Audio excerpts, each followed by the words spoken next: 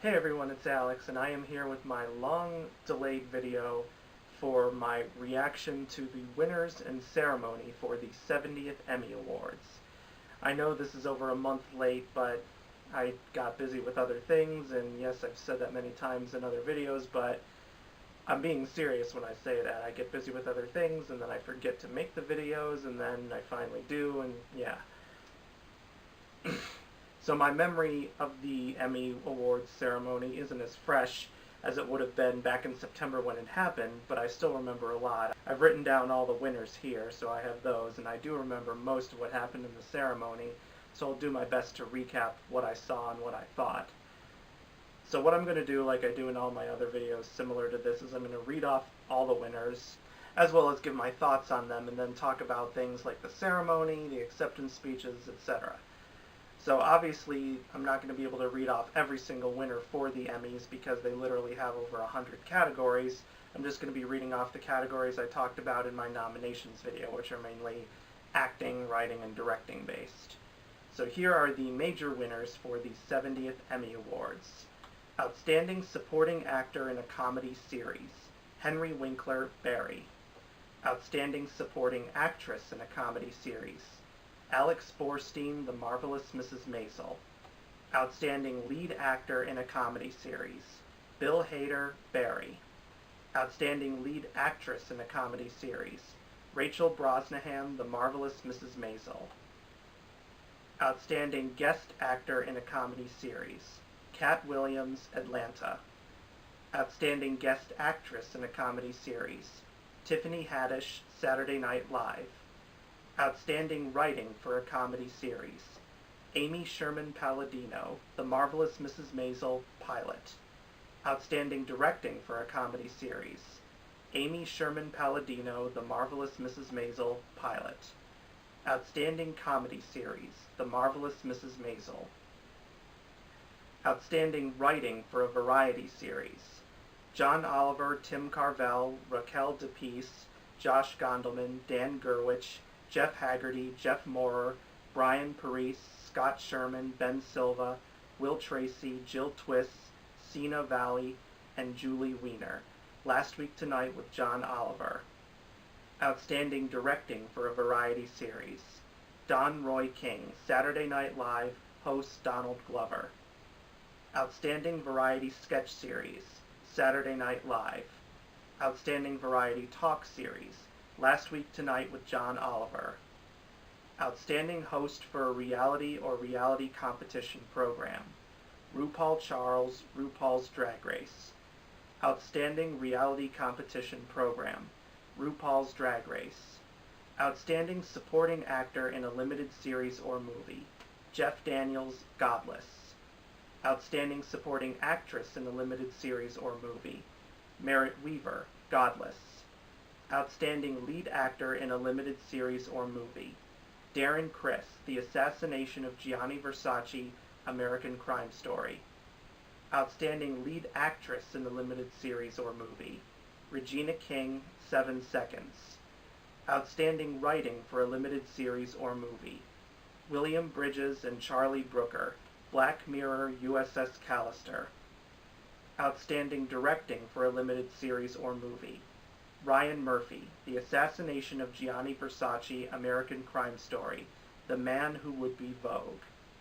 Outstanding Limited Series, The Assassination of Gianni Versace, American Crime Story. Outstanding Television Movie, Black Mirror, USS Callister. Outstanding Supporting Actor in a Drama Series, Peter Dinklage, Game of Thrones. Outstanding Supporting Actress in a Drama Series, Tandy Newton, Westworld.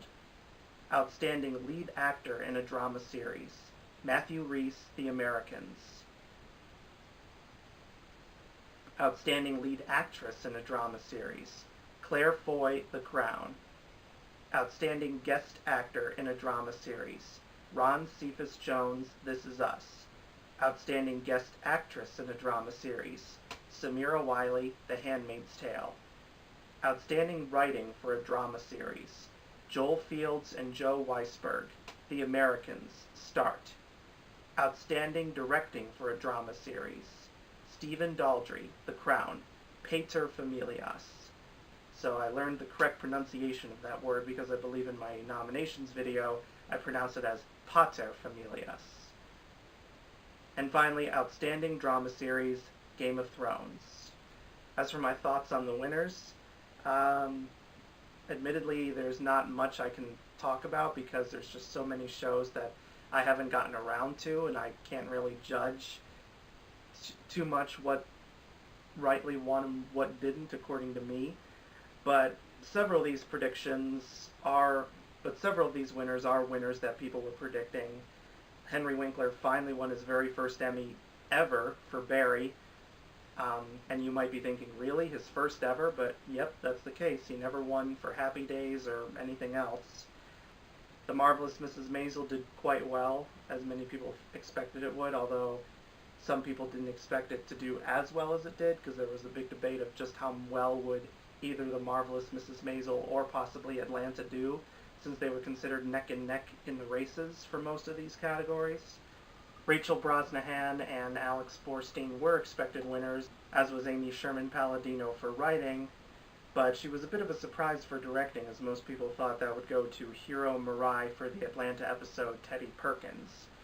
And Outstanding Comedy Series, that was a big nail-biter race because Atlanta and The Marvelous Mrs. Maisel were considered neck and neck. But I guess The Marvelous Mrs. Maisel won mainly because it's a series about an actual comedian, and Atlanta has a lot of dramatic elements to it. So there's the big debate of whether or not it actually counts as a comedy. And then for variety series, I mean, Saturday Night Live and Last Week Tonight with John Oliver, no big surprise there. And RuPaul Charles, this is his third year in a row winning host for a reality competition program. And RuPaul Charles, this is his third Emmy in a row for winning Outstanding Host for a reality competition program. And then his show itself finally managed to win reality competition program because The Voice had been on a streak for a long time, kind of like how The Amazing Race used to be on a streak for a long time. So whether this will start a new streak remains to be seen. And for the limited series and movies, Godless certainly did a little well, at least in the supporting categories, but it came out almost a year ago, so I guess it wasn't on too many people's minds for the top categories. And then The Assassination of Gianni Versace, Ryan Murphy, still very much an Emmy darling. Not only did he win directing, but Darren Criss won lead actor, and Darren Criss is actually the second youngest person to ever win lead actor in a limited series or movie. And then Regina King, of course, this is her third Emmy win in 3 years, so Emmy voters really love her. And this is quite amazing considering that I believe her nomination for 7 Seconds, I think, was the series' only nomination entirely. So that just goes to show you just how much they love her. And of course, on the film side, she's already getting Oscar buzz for the new Barry Jenkins film, If Beale Street Could Talk. And then Black Mirror, of course, doing well here as well. Then the drama categories, that's where we get a lot of the shocking wins. Game of Thrones did a lot better than most people expected. It won a lot of the craft categories as people expected it to, but it cleaned up in the big categories too, like Peter Dinklage beat out contenders like David Harbour for Stranger Things and Matt Smith for The Crown. They were considered like the two most likely contenders to win. Tandy Newton managed to overcome 3 women from The Handmaid's Tale. Many people thought with Alexis Bledel and Ann Dowd both winning last year for guest actress and supporting actress, that maybe now Yvonne Strahovski would win for her performance as Serena Joy. But I guess in this case, vote splitting just hurt all of them. Plus, Tandy Newton was the favorite to win last year before Ann Dowd surprisingly won over her, so perhaps voters wanted to make it up to her. But The Handmaid's Tale really underperformed a lot compared to last year. It seemed like it had a good chance to do a big sweep again when Samira Wiley won Guest Actress at the Creative Arts, but it just underperformed all across the board. No writing or directing wins, no acting wins, no series wins, and The Handmaid's Tale, at this point, it's in its own territory because everyone who's watched The Handmaid's Tale knows that it's based on the 1985 book by Margaret Atwood. However, where the first season ended, that's where the original book ended as well. And The Handmaid's Tale is only one book. Margaret Atwood did not turn it into a franchise or anything like that. So everything that's come after season one is all the TV show's writers' ideas. And while the reception by critics and fans has been generally positive, it certainly hasn't been as well acclaimed as the first season, and the finale in particular was very divisive. And even though the last 3 episodes of The Handmaid's Tale aired outside of this year's cutoff date for eligibility, I could see how they may have hurt the show's chances for all the episodes that it was eligible for. And then Claire Foy managed to win for The Crown over Elizabeth Moss. And I guess it's not entirely surprising, since Claire Foy did pull off a stunning upset win at the SAG Awards earlier this year, right when everyone thought that Elizabeth Moss was just a complete lock there, including me. And of course, this was Claire Foy's last season on The Crown, because the next season will feature all the characters being slightly older and therefore cast with older actors. Olivia Colman will be taking over as Queen Elizabeth II, and of course, she's getting Oscar buzz right now for playing another real-life British queen, Queen Anne, in the movie The Favourite. And then Matthew Rhys, I guess many people were predicting him to win, because many thought, well, with The Americans in its final season, they may finally give it some Emmy love. I wasn't sure if he was going to win, because given that the show is about Russian spies in America in the 1980s, and you're supposed to root for them, I was worried. I was thinking that Emmy voters might not award the show anything because of the real-life politics we have right now between the United States and Russia, especially with Donald Trump's friendship with Vladimir Putin, which has drawn a lot of ire. But I guess voters may feel, well, it's in the past, so therefore it's not as important. But, yeah. And then Ron Cephas-Jones finally got to win an Emmy after being defeated last year in the supporting category by John Lithgow from The Crown. This year he was in guests. So yeah, overall the consensus is Game of Thrones still very popular with the Emmys, even after it took a hiatus.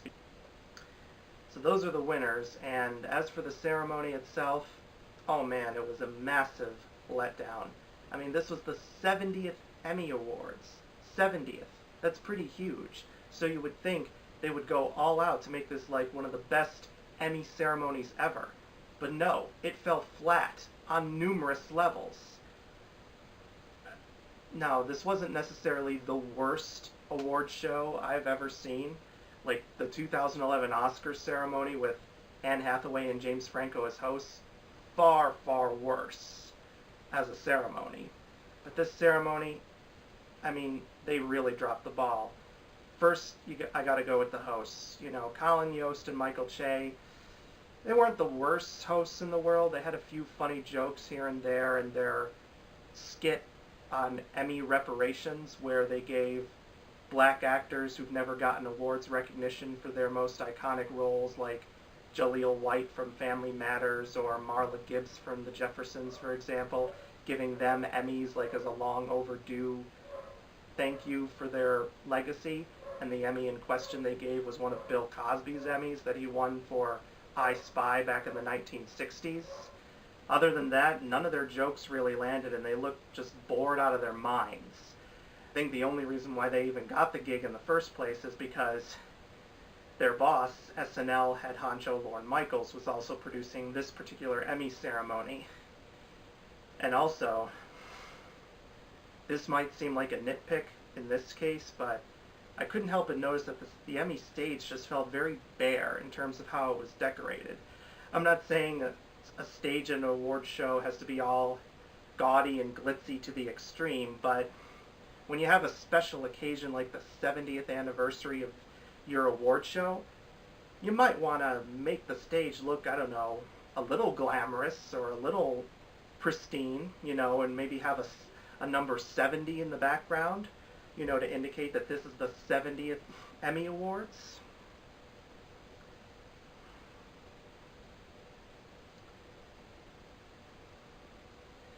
And also, the way the categories were presented. What the hell was that? I mean, it made no sense at all, because traditionally at an award show, the host or the announcer will say, and now to present the next category, please welcome so-and-so.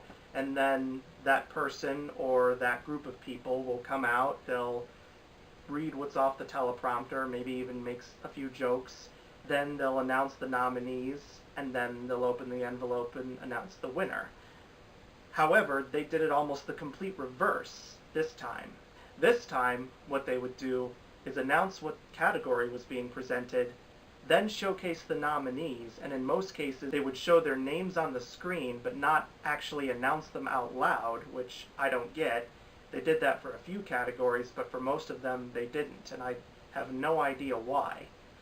So they would announce the category, showcase the nominees, and then announce who was going to present the category, and then the person or people would come out, say a few words, and then say, and the Emmy goes to so-and-so. My thoughts were, Lorne, what were you thinking? I mean, it just felt awkward. I mean, I literally have no idea why Lorne Michaels thought this was a good idea. Did he think that this would reduce the show in terms of how long it went? Well, it didn't, because the show still went 3 hours, which is the standard runtime for most award shows, at least for the really big ones, so it didn't really cut down on time. But it just felt really impersonal, you know? It just felt like Lorne Michaels didn't even care about the categories, or who won, or who was presenting. And I sincerely hope that all the other award shows that are set to happen later this year, like the Golden Globes, the Critics' Choice, the Screen Actors Guild, the BAFTAs, and the Oscars, please do not follow the same formula. Keep to the traditional, presenters come out, give a little speech, then announce the nominees and the winners. Keep it to the old formula, because the old formula works. This new formula, complete, epic failure.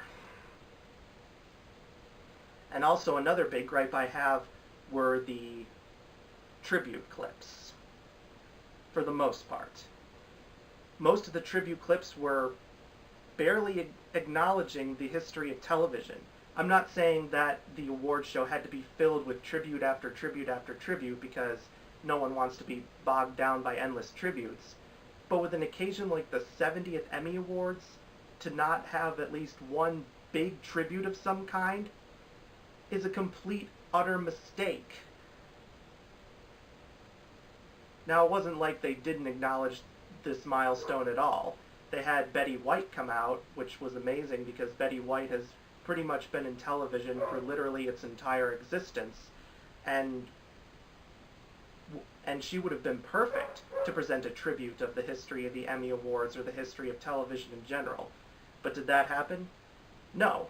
Betty White came out, and all she did was just give a speech about herself, basically, and I'm not necessarily blaming it on her. I blame it on Lorne Michaels and the other producers who told her, Betty, this is what we're going to be doing, so can you go along with it?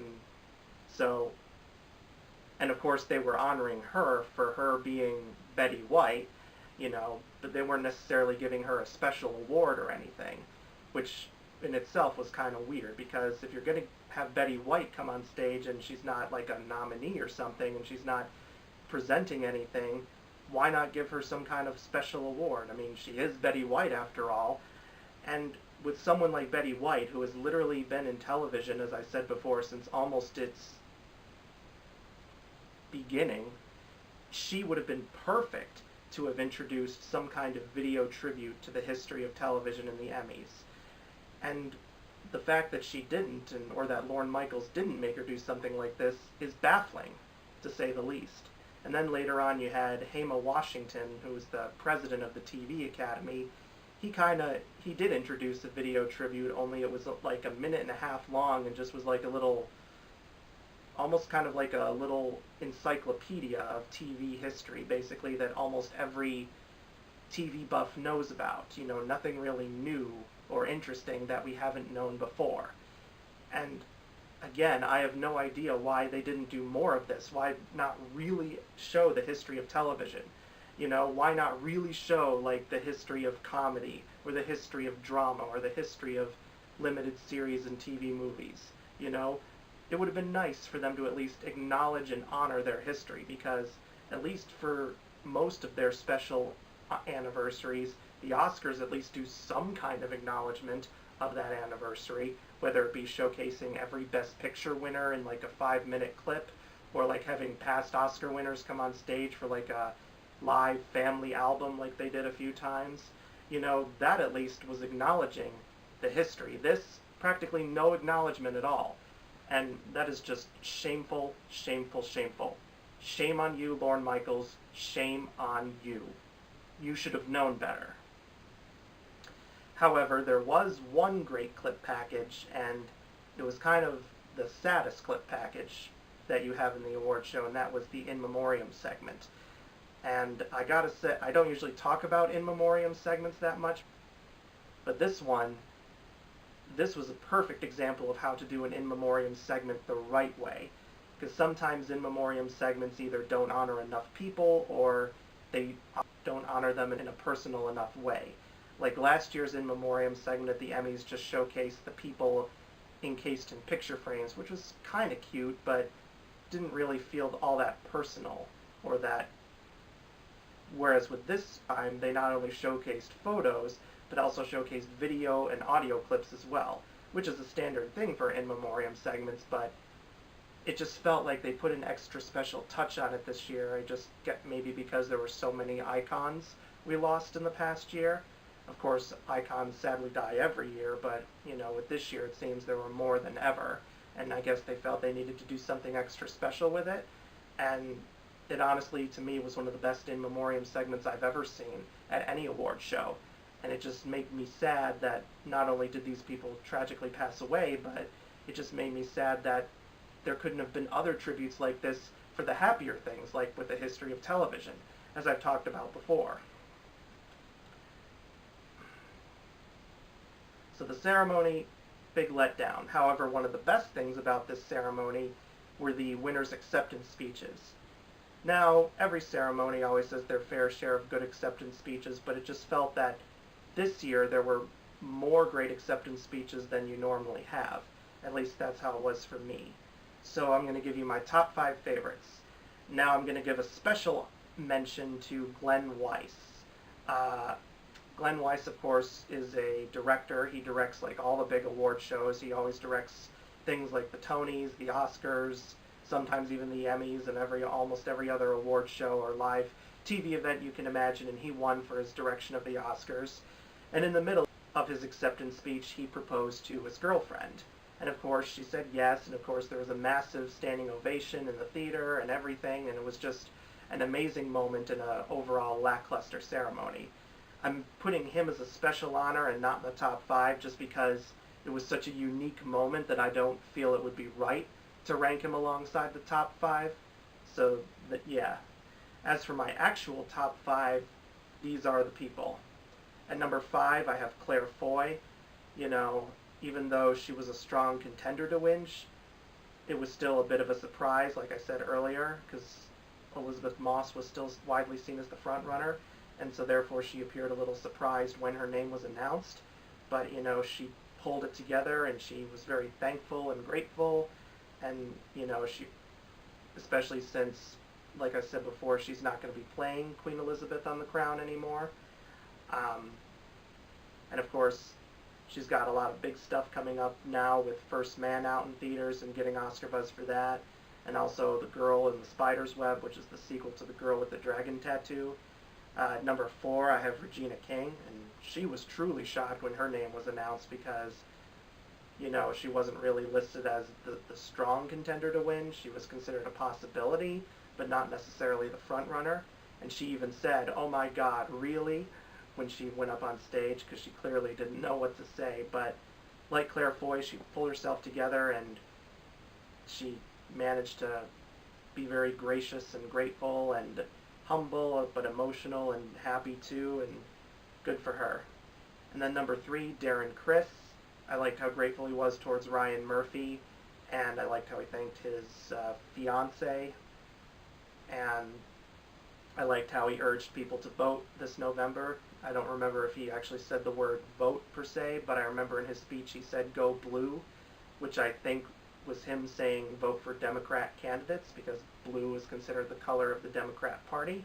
So he was taking a political stance, although many celebrities have taken much stronger and more explicit political stances than that. But I'm glad he at least encouraged people to vote, because with the midterm elections coming up in about 2 weeks, voting is especially important.